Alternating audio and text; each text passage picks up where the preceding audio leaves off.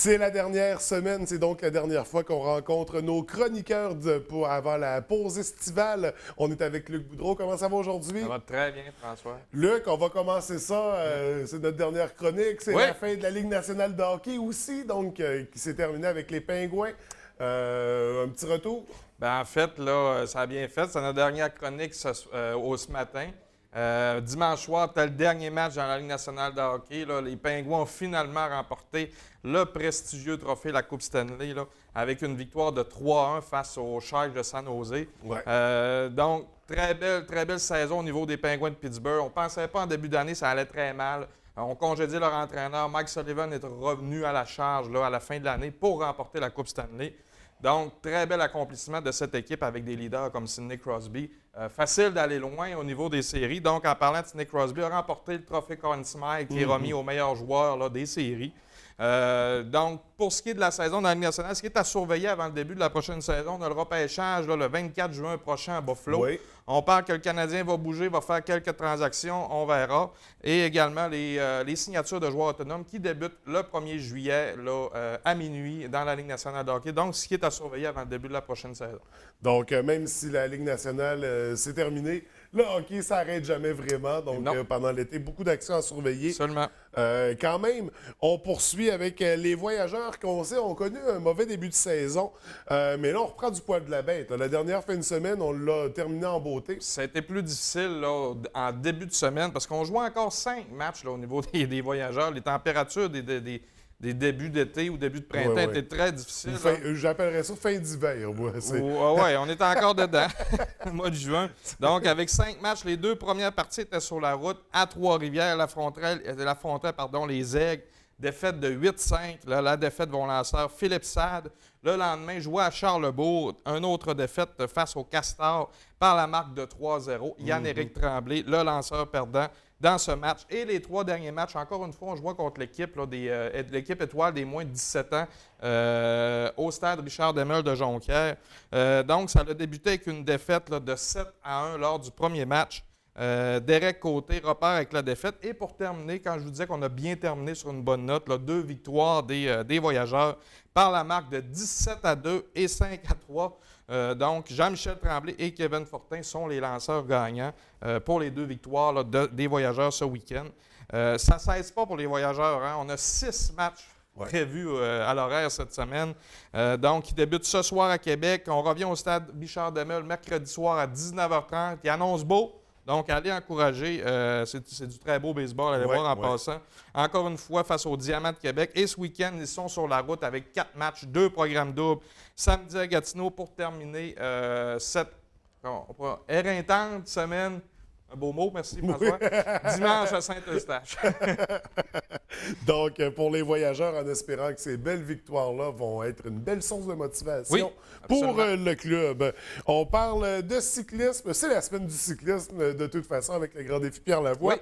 Mais là, on parle du cyclisme de haut niveau. C'était le Grand Prix cycliste la semaine dernière. Absolument. Ce week-end, là, c'était le Grand Prix cycliste à Saguenay. Plus d'une centaine d'athlètes provenant des 4 coins du monde, en fait. Oui. La course a débuté jeudi là, avec 4 étapes, soit l'Abbé, Kenogami, Chicoutimi pour les 2 dernières étapes et l'étape finale.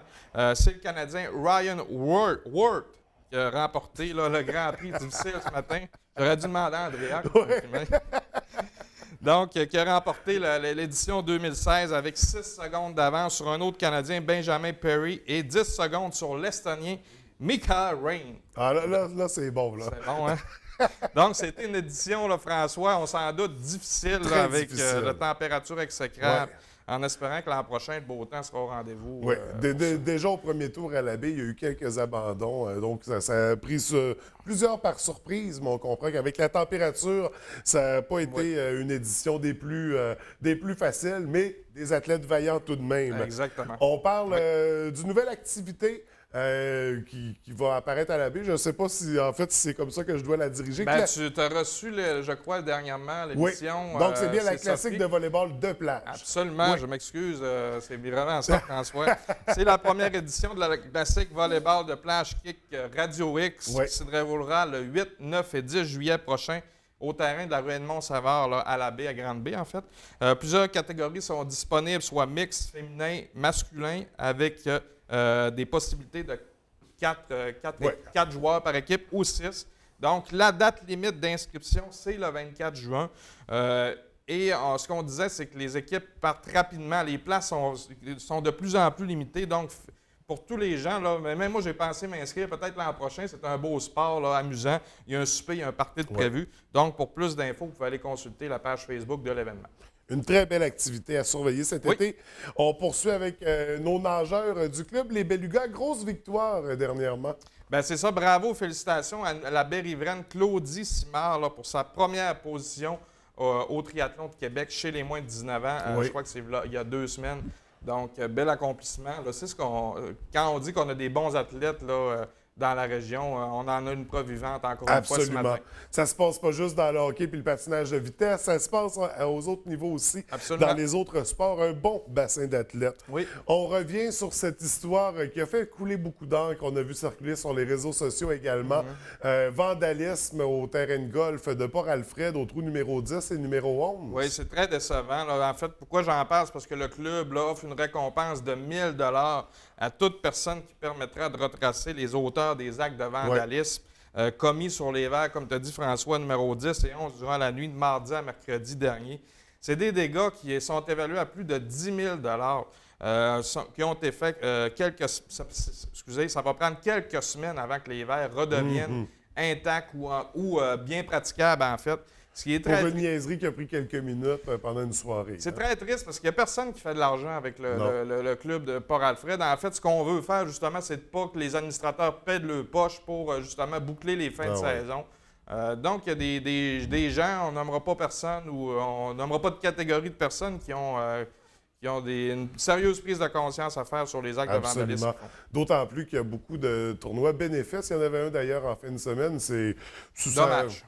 Oui, absolument. On va changer de sujet, se diriger vers quelque chose de plus positif. On a remis des bourses à des Berrivrains, des athlètes dernièrement. Exact. C'est la Fondation pour l'élite Berrivraine qui a remis un total de 5 200 $ en bourse à 5 athlètes le mardi dernier. Donc, le planchiste Baptiste Brosseux a reçu la plus grosse part du gâteau avec 1 500 $. Catherine Laberge, en paranotation, a reçu 1 000 $. Claudie Simard, qu'on a parlé tantôt, en triathlon, repart avec 700 $. Arnaud Blaquière, le jeune judoka Berrivrain, quant à lui, a reçu 750 $. Et pour terminer, Claudia Gagnon, en patinage de vitesse, s'est vu remettre un montant de 500 $. Donc, félicitations à tous ces athlètes. Oui. C'est une belle fondation, l'élite Berrivraine. Donc, pour les gens qui veulent encourager cette fondation-là, j'imagine qu'il y a des soirées ou des choses bénéfices. Là, Donc, on peut certainement les suivre sur les réseaux sociaux. Et on termine ce matin avec le Grand Défi Pierre Lavoie, donc qui débutera déjà ce jeudi, la 8e édition. C'est ça, c'est ce week-end que débute là, le Grand Défi Pierre Lavoie pour une 8e année déjà. Comme tu disais, François, tu as bien appris tes leçons. L'événement rassemblera plus de 1230 cyclistes qui parcourront les 1000 km. Donc, les festivités débuteront ce vendredi à compter de 14h30.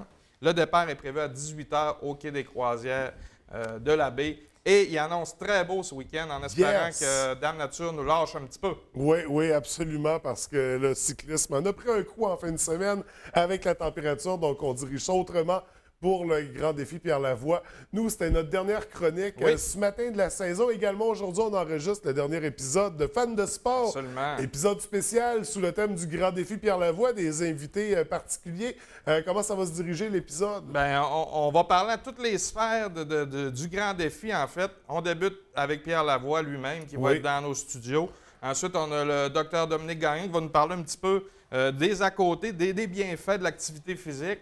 On a une bénévole, Véronique Harvey, qui va nous parler qu'est-ce qu'elle fait durant tout ce week-end-là, et un participant qui s'entraîne depuis quelques mois qui va être avec nous ce matin. Donc, très, très belle émission pour terminer la saison. Absolument. Luc, je te remercie. Je te souhaite une belle journée et au plaisir de se revoir. Merci, François.